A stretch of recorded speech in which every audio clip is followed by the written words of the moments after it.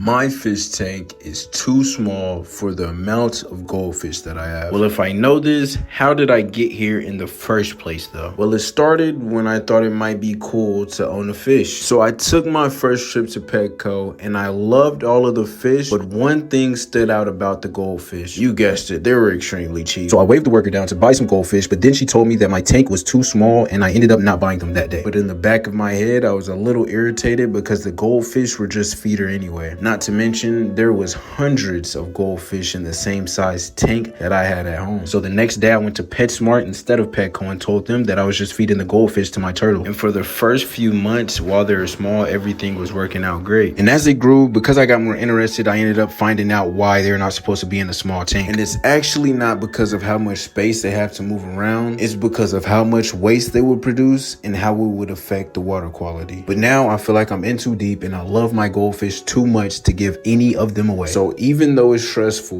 what I do to make sure they're staying healthy is changing the water daily, usually 20 to 50%. And I also added tons of plants that's actually thriving in the tank because of all of their waste. But I will be surprising my goldfish with a huge 150-gallon tank in a couple of weeks. So please leave a comment on the best place to buy large